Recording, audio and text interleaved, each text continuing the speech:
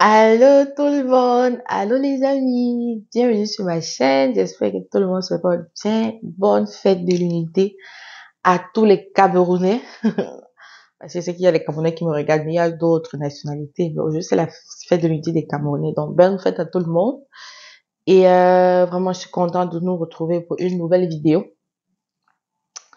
vidéo qui va aider beaucoup de gens à comprendre, parce que quand on dit que avec ton job étudiant, c'est compliqué, voire impossible que tu payes tes frais de scolarité. Il y a beaucoup qui ne croient pas. Il y a beaucoup qui doutent. Donc aujourd'hui, on va vraiment voir avec ton job étudiant combien tu gagnes en fait. Parce que quand on parle de job étudiant, on ne sait pas combien on gagne. On se dit non, je peux payer mes frais de scolarité. Mais en réalité, tu dis parce que tu ne sais pas combien on gagne. Le job d'étudiant là, c'est juste pour payer les frais de quotidien. C'est juste pour survivre, en fait. C'est pas de l'argent que tu vas payer ton école avec. Donc, dans cette vidéo aujourd'hui, on va voir combien tu gagnes par mois, combien tu peux mettre de côté et vraiment ce qui te reste que tu peux payer tes frais d'école avec. Bon, on verra ça dans cette vidéo. Donc, si c'est la première fois que tu te retrouves sur ma chaîne, vraiment, je suis contente de te retrouver. Moi, c'est Carole. Je vis au Canada il y a de cela bientôt 6 ans.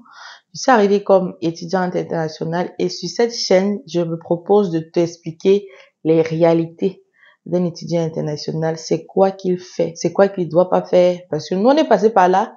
Mais dans cette chaîne, je me propose de te donner les petites astuces qui vont t'aider, toi, quand tu vas venir ici, là, à éviter ça, à peut-être un peu plus rapide sur certaines choses que nous, on ne savait pas parce qu'on était ignorants. On n'avait personne pour nous dire. Mais sur cette chaîne, je te propose de te dire tout ce qu'il faut savoir, comment te comporter avant, pendant et après tes études pour avoir ta résidence permanente. Parce que si tu m'écoutes dans cette vidéo, je t'assure, après tes études, tu auras ta résidence permanente. Tu vas pas t'embrouiller, tu vas pas faire ce que les étudiants font ici, là.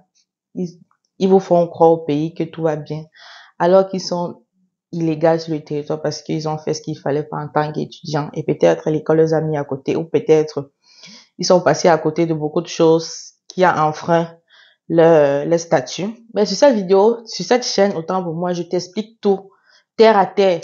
Quitte à ce que ça te plaît ou ça te plaise pas.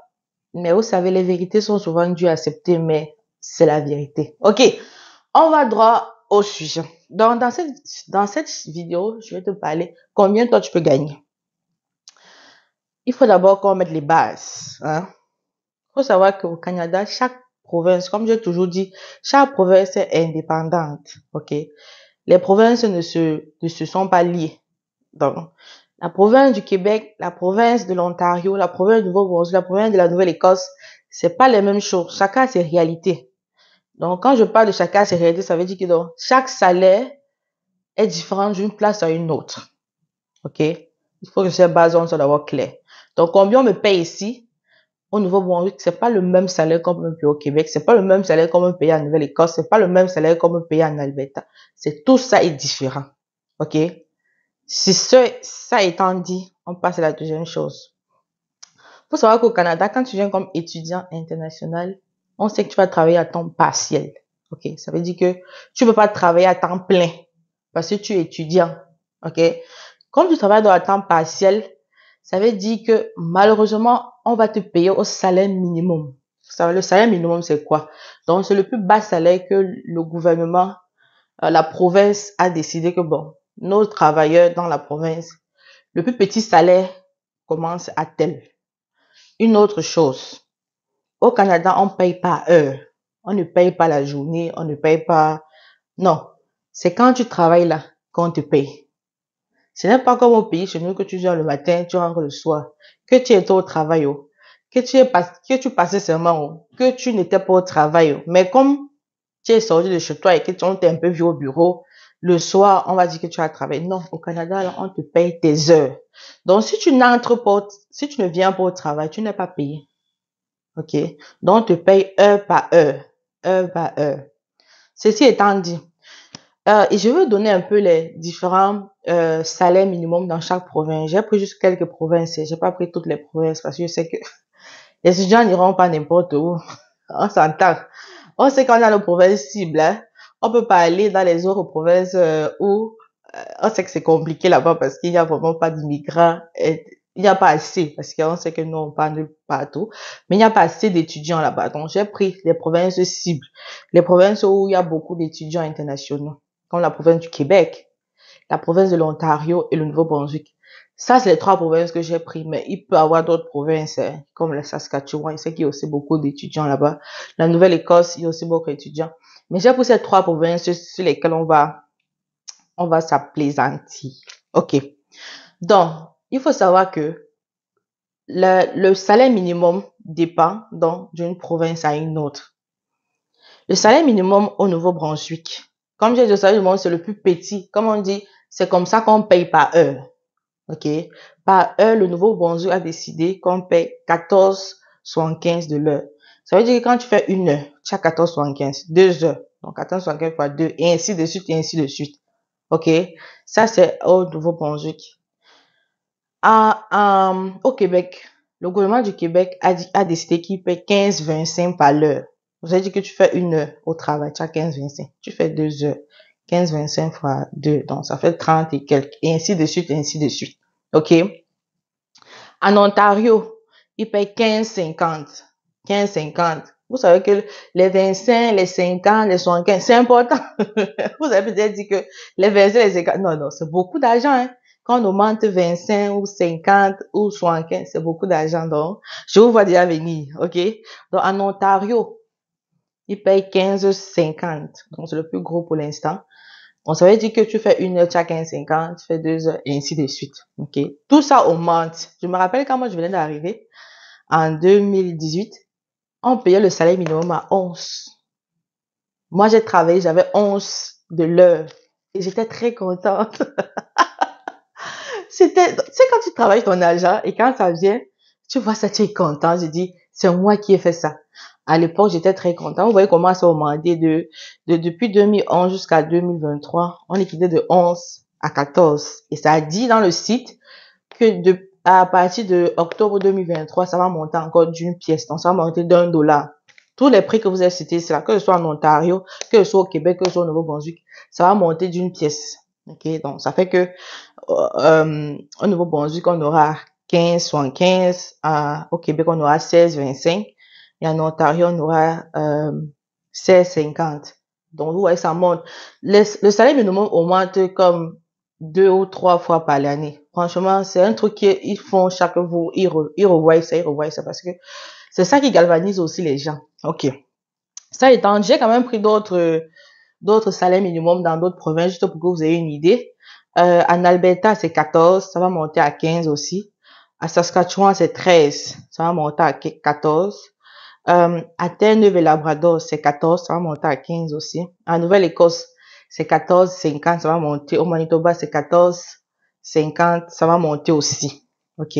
Donc ça, c'est juste, je roste un peu comme ça pour que vous ayez une idée combien un étudiant international gagne. Maintenant, comme je disais, quand tu es étudiant international, tu ne peux pas travailler à temps plein. Ça veut dire que tu travailles juste tes 20 heures. Et quand l'employeur sait que tu n'es pas à temps plein, ça veut dire qu'il ne peut pas investir sur toi à 100%. Je m'explique. Ça veut dire, au lieu de te, parce que quand tu entres dans une boîte, on veut savoir si tu vas travailler à temps plein ou à temps partiel. Parce que quand tu travailles à temps plein, ça veut dire qu'on peut te faire confiance. On sait que tu es quand même là pour une bonne durée.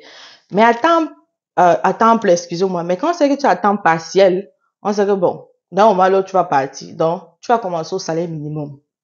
Et souvent, quand tu es à temps partiel, tu ne profites pas des avantages de la société, tu vois. Parce que bon, on sait que tu es étudiant là.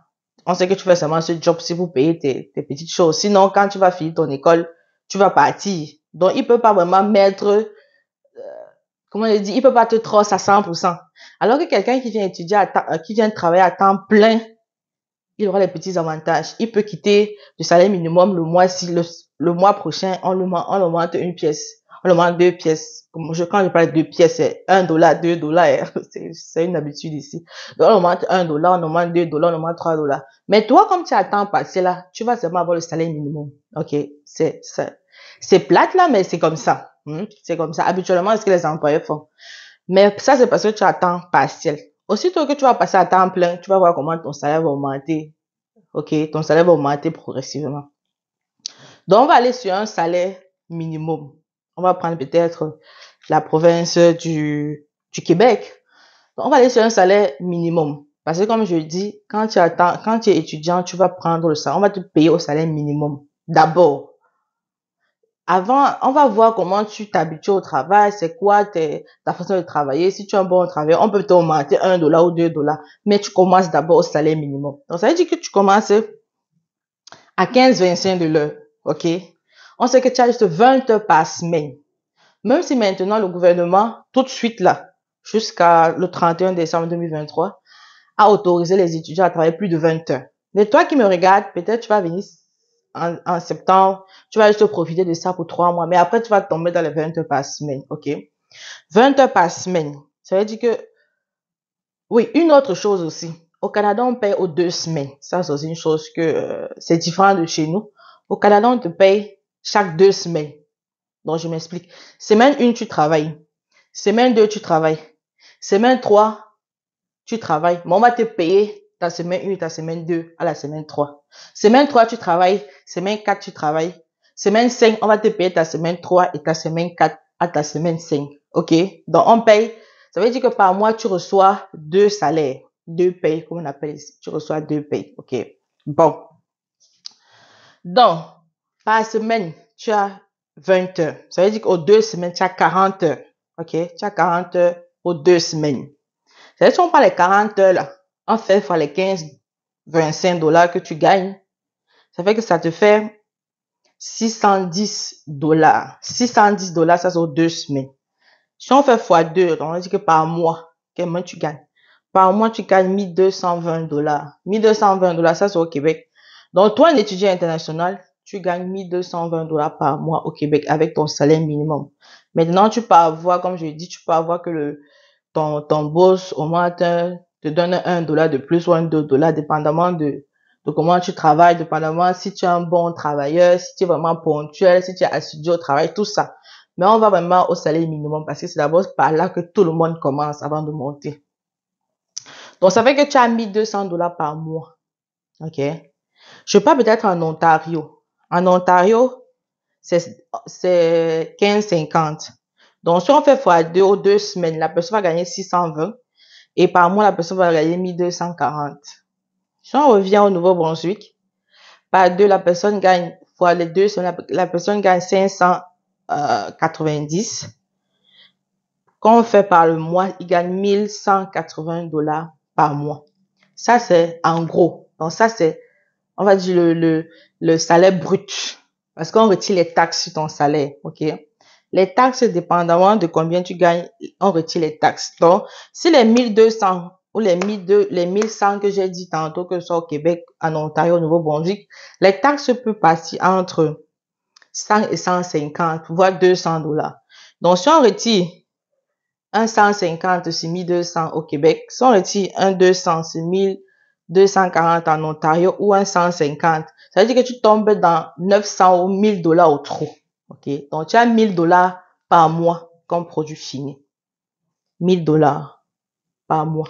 OK? Avec $1,000, on prend la maison. Tu as une maison peut-être de 400 parce que les maisons sont devenues chères. 400, vraiment, j'ai pris le minimum. Hein, parce que trouver une chambre à 400, c'est un peu chaud, quoi. Donc, tu as peut-être une chambre que tu loues à 400. OK? Tu vas manger. Par mois, j'ai mis 300. Mais 300, c'est vraiment que tu manges pas. Tu vas pas te faire tu vas manger une autre, peut-être 2 jours. Tu vas pas trop manger aussi. Donc, voilà, ça, c'est vraiment le minimum que j'ai fait. OK? Donc, 400 plus 300, ça fait à 700. Ton transport pour aller à l'école. Dans les villes, tu vas prendre ce qu'on appelle le bus ou le métro ou comment on appelle ça? Oh, j'oublie. Mais tu vas prendre un moyen de transport. Si tu es dans les petites villes, il y a les taxis. Ou si tu veux faire le covoiturage, quelqu'un peut t'aider, mais il faut que tu payes le gaz. OK? Il faut que tu contribues pour l'essence. Donc, j'ai mis $100. Vraiment, je prends le plus cheap possible. Donc, tu as 400 plus 300 la nourriture. Ça fait 700 plus $100. Ça fait 800. Et ton Internet à la maison. Internet n'est jamais compris souvent dans le loyer. Donc, ton Internet, ça coûte 60 pièces, dépendamment de quel débit tu veux, de quelle rapidité et tout. Si tu es quelqu'un qui a besoin de travailler à la maison constamment, ça va dépendre. Donc, j'ai mis 60 dollars. Donc, moi, comme ça, dans les 860 dollars par mois, ça, sont des dépenses fixes. Ce sont des trucs que tu ne peux ne pas avoir. OK? Tu ne peux ne pas manger. Tu ne peux ne pas aller à l'école. Tu ne peux pas payer ton loyer. Tu ne peux ne pas utiliser Internet. Ça, c'est des dépenses fixes. Je n'ai pas mis tes petites envies, tes petites, tu peux acheter une nouvelle chaussure. Non, je n'ai pas mis ça. Donc, on a 860 sur 1000 dollars. Donc, tu fais le calcul. Tu ne restes pas, tu restes avec 200, je sais pas, 240, je sais plus. Mais tu vois que, par mois, tu as moins de 300 dans la poche qui te reste. Dites-moi, avec 200 quelque chose, tu peux payer ton école. Expliquez-moi aussi. Donc, ça, c'est juste un tout grossier comme ça. Je ne vais pas entrer dans les détails parce qu'il peut arriver que tu tombes malade. Il peut arriver que tu as besoin de payer. Il y a des brochures à l'école qu'il faut que tu achètes. Il peut arriver qu'il te faut aller dans un coin pour X ou Y raison. J'ai pas mis ça. Ça, c'est vraiment les trucs comme ça que j'ai brossé. Est-ce que tu peux payer ton école avec tes frais de scolarité? Les frais de est-ce que tu peux payer ton école avec ton job étudiant? Excusez-moi. Ton job étudiant, là, c'est juste pour t'aider à vivre au quotidien. C'est tout. C'est plate à l'entendre, mais c'est ça. OK? Donc, ça, c'était juste pour te faire comprendre à toi qui me regardes que, en réalité, avec ton job étudiant, tu ne peux rien faire que vivre, survivre. Tu peux pas payer ton école avec ça. Donc, c'est sur ce donc que ma vidéo va s'achever. J'espère qu'elle t'a aidé. En tout cas, moi, je veux que ça t'aide pour que tu puisses comprendre et que tu commences à chercher l'argent de l'école. Parce que ce n'est pas dans ton job étudiant que tu vas payer ton école. Bon. Si c'est les amis, on se retrouve pour une nouvelle vidéo. J'espère qu'elle t'a plu. Si tu as des questions, laisse-moi un commentaire. Comme tu sais, je suis toujours content de te répondre. Sur ce, take care, guys!